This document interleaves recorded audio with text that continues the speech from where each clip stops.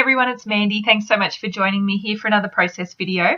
Today I'm going to be working on a couple of junk journal pages, and as I've mentioned in some previous videos, Vicki Boutin is hosting a junk journal summer camp challenge. So she has some prompts. If you'd like to go and check them out, go and join our Facebook group. It is called the Vicki Boutin Mixed Media Community, and it's awesome. Lots of people sharing beautiful projects, and at the moment everyone's playing along with this challenge, and so it's lots of fun seeing what everyone comes up with. So as I said, there's some prompts. There's one for each day. I'm not doing it daily, but I'm trying to do it as often as I can. So the first page that I'm going to work on is for the monochromatic prompt. And so as you can see, I'm going to be working with pink. So to start the page off, I used one of the Colourpop paints. I think it was the Cotton Candy colour. And I've just used a baby wipe to apply that to the background. So this just gives a nice smooth coverage. I guess you just get a different look than you would if you applied it with a paintbrush. And I just did one coat, and that was just a nice pink base for me to start the page off with. So next I came in with some gesso, and I applied that through that flower stencil using an ink blending tool. And this, I just added it just to the middle of the page. So I'm just trying to build up lots of nice layers on that background, just to create lots of depth and interest.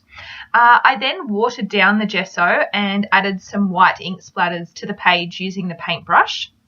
And now I'm coming in with that darker pink, and that one is called Sugared Strawberry. And once again, I'm applying that using an ink blending tool through the butterfly stencil. And I really love how that looks, the darker pink against the light pink background. I love how that really pops, and this is a great way of just creating lots of interest on a monochromatic page. Sometimes I think being limited to one colour can be tricky to create a page that draws the viewer in and looks interesting. And so you really need to think about different ways that you can use that one colour on that page. Okay, so the last thing I'm going to do on the background is add some stamping. So once again, I'm going to use another shade of pink, and I've chosen that bright pink from the colour wheel. And I'm just going to add this in a few different spots on the background. And so I think, once again, working with a monochromatic page, the more layers you can add to that background, the better, in terms of creating lots of interest. And so once I've done this, I add a stamped sentiment using another one of the Vicki Boutin stamp sets, and that will finish the page off. So I really love how this one turned out. I love the different shades of pink on this page. Pink is one of my favourite colours to work with in my scrapbooking, and I just love it in general. So I've got a couple of close-ups here so that you can see how the finished page looks in my junk journal, and so that you can see all of that beautiful detail on the background. And you'll notice that I haven't included any photos on this page. If you've been watching some of my previous videos in my junk journal, you'll know that I've been creating a bit of a mini album documenting photos from our summer. So we're in the middle of winter now here in Australia, but I've been documenting some photos from last summer. And so I was using that journal as more of a mini scrapbook album. I've started this new one now, and this is going to be a little bit more, I guess, like an art journal. So I probably won't be including photos on these pages. It's more for me just going to be having a bit of fun with mixed media and playing and experimenting and that sort of thing. So this one's going to be a little bit different, I guess, to what I have been doing in my previous junk journal. And I really enjoyed creating these pages. I really had a lot of fun just sort of not thinking about what photo I'm going to include on the page and that sort of thing, just playing with the mediums and just having fun. I really enjoyed it. So this next page that I'm working on is for the Punch It Out challenge. And so I started on this background knowing that I was going to use this to punch some kind of shape out of. And so I just wanted to create a really pretty sort of watercolor look background. So I've pulled out my art crayons because They're one of my favourite mixed media products to work with, and I know that I can create a really beautiful watercolour look with them. So I did apply a coat of gesso to the background before I got started, just because I knew I wanted to be able to blend those colours together, and I like being able to move the colour around on the page after I put it on there. If you don't add gesso to the background first, it's going to soak into the paper much more quickly, and you won't be able to move it around as much as you would if there's gesso on the background. So I picked out a pink, a purple and a blue art crayon, and as you can see, I'm just using some plastic packaging to apply it to my background, and then using my water brush to sort of add a bit more water to the page and to move those colours around and blend them really nicely. So I started off with the pink and then moved on to the purple, and lastly I'm adding some blue, and I really love how this is turning out. With the blue, I did mix together, I added a little bit of the purple to that just to create the shade of blue that I wanted.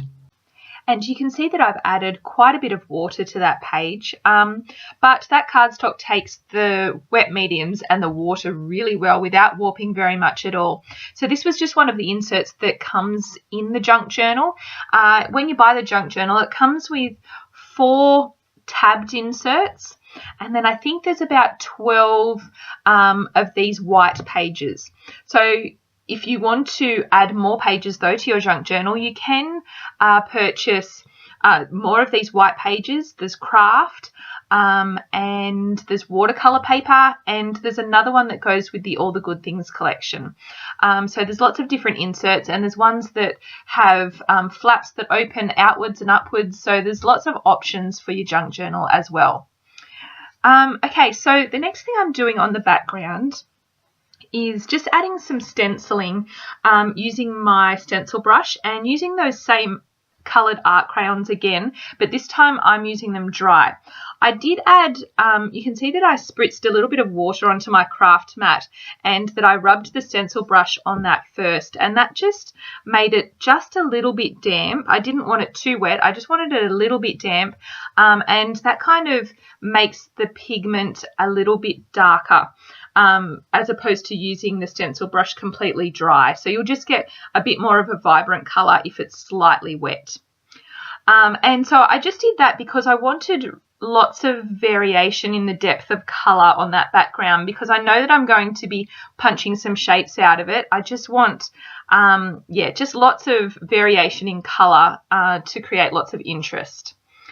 So what I decided to do is that I would use these flower stamps, and they also come with a die, and so I'm not technically punching it out, I'm using my die cutting machine, but I figure that's kind of the same thing. But you can see that I'm just covering that background now with lots of stamped flowers. I'm using the 3 different sizes, and as I'm stamping them, I'm just sort of being a little bit aware of trying to maybe overlap them between like where the colours blend into one another, just so that each flower has might have a little bit of pink and purple, or a bit of blue and purple, and just so that each flower has a bit of different colour on each one. So you can see there that I have now die cut them out, and I've decided on using a craft insert for my background, but I just wanted to create a little bit of a hazy white background behind where I wanted to add the flowers. So I'm going to sort of arrange them on the right hand side of the page there, but you can see, I just want to add just a bit of white behind. I didn't sort of want it on too thick, so I decided to use my stencil brush, and I watered the gesso down just a little bit, and just used my stencil brush to just rub it onto the background, and I really like how that looks. So now I've watered the gesso down a bit, and I'm just using a paintbrush to splatter that onto the page. Okay, so now I've gone ahead and arranged the flowers, just cascading down that right hand side of the page there. And I'm happy with how that's looking, so I'm just going to leave them on there and come in with my Helmar 450 glue to stick those down. And then once again, I finish the page off with a stamped sentiment. So there's the finished page. Thanks so much for joining me today. I hope that you enjoyed this video, and I will be back soon. See you later. Bye.